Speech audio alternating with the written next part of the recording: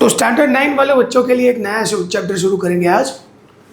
Name of the chapter is chapter number 5 circle. आपके text book में दिया है राउंड राउंड राउंड, मतलब ये इनडायरेक्टली ये सर्कल चैप्टर का ही नाम है। नाम अलग से दिया है लेकिन चैप्टर सर्कल है। So let us start with chapter number 5 circle. पहले हम डेफिनेशन करेंगे, बहुत सारे रूल्स करने वाले हैं आज की वीडियो में। तो फर्स्ट है what is the meaning of a circle, what is the meaning of a circle and what can you conclude from its definition. Circle का डेफिनेशन क्या है और वो डेफिनेशन के ऊपर से आप कंक्लूड क्या कर सकते हो। तो अगर मैं एक फिक्स प्लेन ड्रॉ करूं, if I draw a fix plane और उसके अंदर मैंने पॉइंट डिसाइड किया O, तो अगर मैं आपको पूछूं कि O से 5 सेंटीमीटर दूर कितने पॉइंट्स आएंगे, how many points are there at 5 centimetre distance from O infinite points.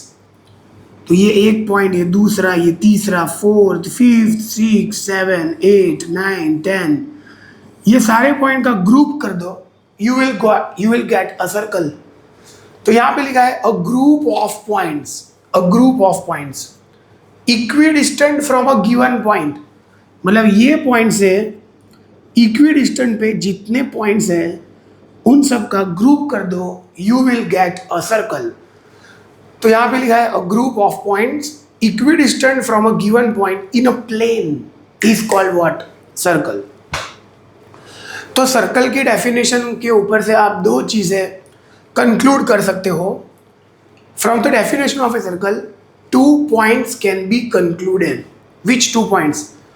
तो first point, circle is a coplanar figure. Coplanar का मतलब एक फिक्स प्लेन में है पूरा सर्कल। तो a circle is a coplanar figure and centre of the circle is not on the circle but it is in the plane of a circle. जो circle का centre है वो सर्कल के ऊपर नहीं है लेकिन सर्कल के प्लेन में है, राइट।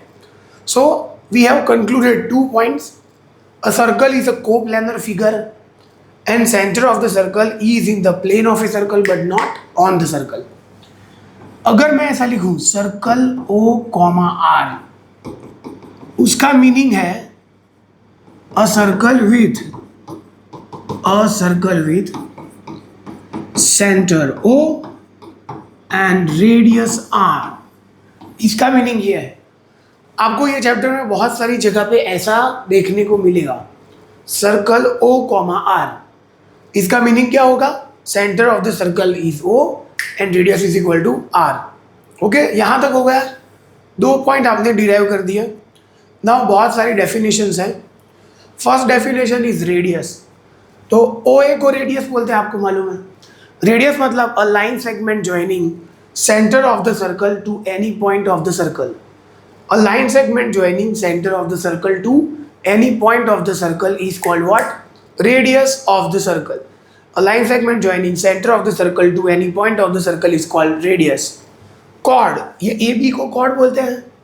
ऐसा लाइन सेगमेंट जो सर्कल के कोई भी 2 पॉइंट को कनेक्ट करे। सर्कल के कोई भी 2 पॉइंट को कनेक्ट कर दीजिए, आपको क्या मिलेगा, chord। A line segment joining 2 points of the circle is called chord. A line segment joining any 2 points of the circle is called chord. अगर कोई chord सेंटर में से पास हो रही है तो उसको बोलेंगे diameter. So if a chord is passing through center of the circle then it is called what? Diameter. A chord passing through center BC जो chord है वो सेंटर में से पास हो रही है तो क्या बोलेंगे, diameter। और आपको शायद मालूम होगा diameter is the longest chord of the circle. तो longest chord of the circle क्या है, diameter. Now next point is tangent. Tangent एक ऐसी लाइन है जो सर्कल के प्लेन में होगी और सर्कल को एक पॉइंट में टच कर रही है।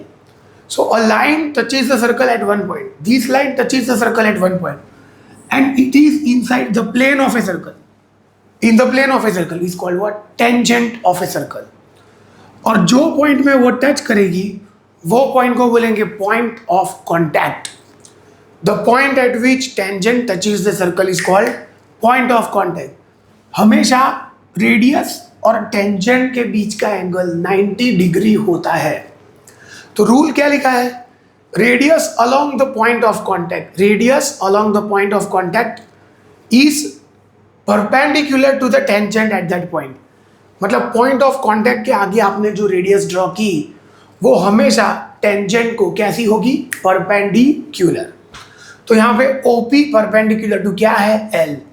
तो L आपका टेंजेंट है, P आपका क्या है, पॉइंट ऑफ कांटेक्ट। ये फर्स्ट पेज हो गया हमारा। Now moving toward the second page. उसमें सेकेंड की डेफिनेशन लिखी है मैंने, सेकेंड या सीकंट, कोई इसे सेकेंड बोलता है, कोई इसे सीकंट बोलता है, दोनों प्रोनाउंसिएशन सही है। सेकेंड क्या है, तो सेकेंड एक लाइन है जो सर्कल को 2 पॉइंट में इंटरसेक्ट कर रही है, कॉर्ड से अलग है। Chord is only fix a line segment which is joining 2 points of the circle. और ये क्या है, सर्कल के 2 पॉइंट में से पास हो रही एक लाइन है, लाइन। तो a line intersect the circle at 2 distinct points, a line intersect the circle at 2 distinct मतलब अलग अलग।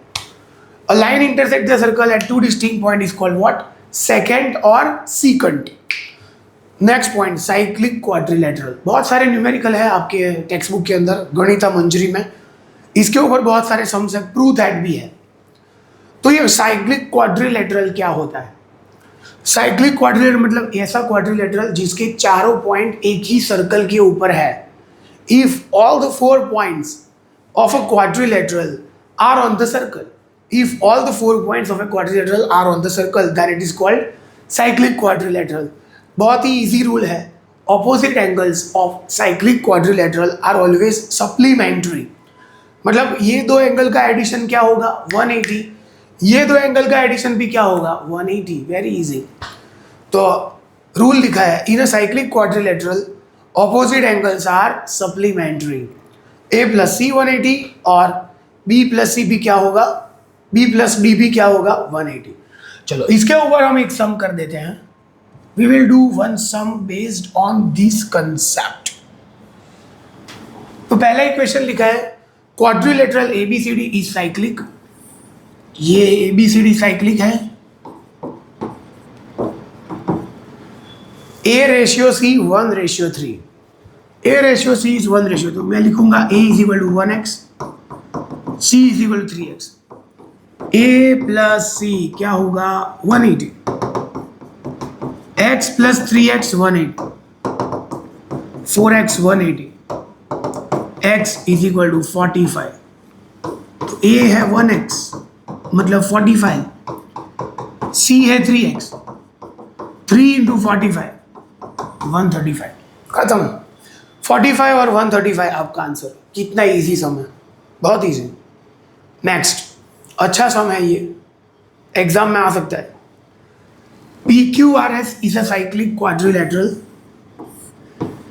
PQRS is cyclic. P - R20, अगर P - R20 है तो P + R क्या आएगा, 180। P + R 180, ऐड करेंगे दोनों, R गया। P + P 2 angle P, 180 + 20 is 200, तो एंगल P क्या आएगा, 100। Angle P = 100। अभी P + R 180 है, उसमें आप P की वैल्यू डाल दो 100, तो 180 में से 100 जाएगा, आपको मिल जाएगा 80।